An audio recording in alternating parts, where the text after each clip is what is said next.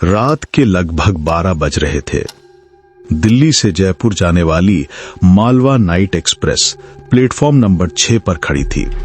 Station लगभग खाली पीली झिलमिलाती लाइटें, ठंडी हवा और दूर कुत्तों के भौंकने की आवाजें मानो रात खुद किसी का इंतजार कर रही हो। अर्जुन 24 साल का ट्रैवल ब्लॉगर अपने कैमरा बैग के साथ ट्रेन की ओर बढ़ रहा था। टिकट उसके हाथ में था, लेकिन हाथ कांप रहे थे। उसे खुद भी समझ नहीं आ रहा था कि इतना डर क्यों लग रहा है। ट्रेन के पास पहुंचते ही उसने देखा सारे कोच भरे हुए थे, बस एक कोच बिल्कुल खाली, S10। उसी समय कंडक्टर ने उसे रोक लिया। उधर मत जाना बेटा, रात में S10 बंद रहता है। अर्जुन हंस पड़ा। सर मेरी सीट वही है, S1035। कंडक्टर ने टिकट देखा और भौवें सिकोड़ ली। आज S10 में तो कोई बुकिंग ही नहीं थी। कुछ कहने वाला था कि ट्रेन की सीटी बज गई और वो जल्दी में चला गया। अर्जुन S10 में दाखिल हुआ और अंदर कदम रखते ही रुक गया।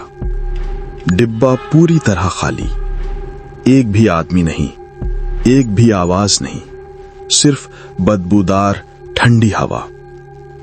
अर्जुन ने कैमरा चालू किया। फ्रेंड्स, आज का व्लॉग थोड़ा डरावना होगा। ट्रेन चल पड़ी।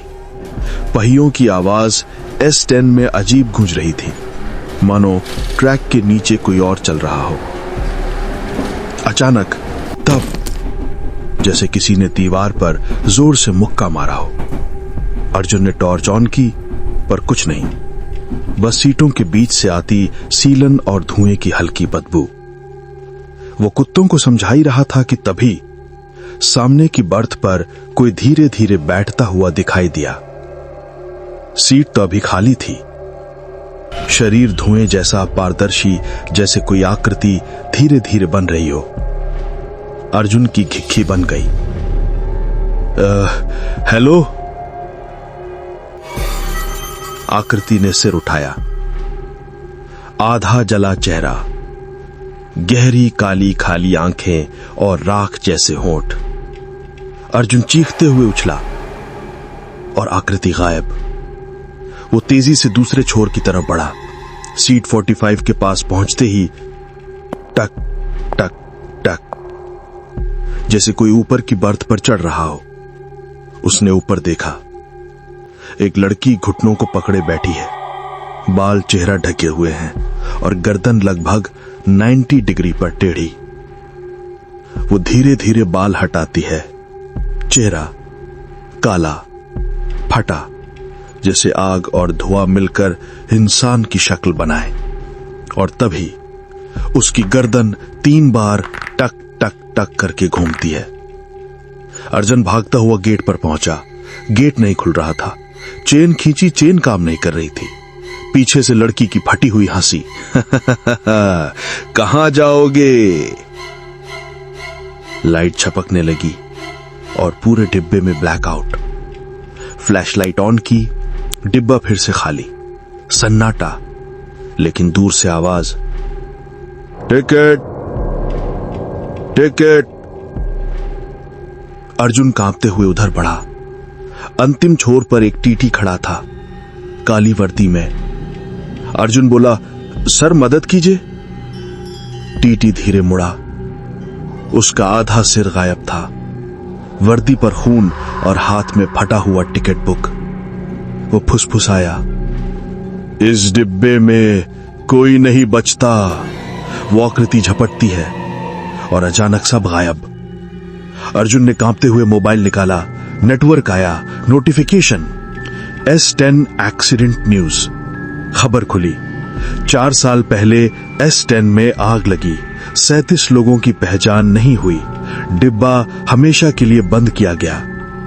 अर्जुन ने कहा, यह डिब्बा भी चल कैसे रहा है? फोन खुद ब खुद स्क्रॉल हुआ। कहा जाता है कि रात में S10 पटरी पर दौड़ता दिखाई देता है, पर उसमें चढ़ने वाला कोई भी जीवित नहीं लौटता। फोन हैंग हुआ। काली स्क्रीन पर लाल अक्षर उभरे, तुम भी अब हमारे साथ हो। ट्रेन अचानक हिली। खिड़की से बाहर झांका, कोई स्टेशन नहीं, कोई पटरी नहीं, बस काले धुएं की अनंत सुरंग। पीछे जली हुई महिला, उल्टे पैरों वाली लड़की, आधा कटा टीटी, धुएं से बने यात्री, सब उसकी तरफ बढ़ रहे थे।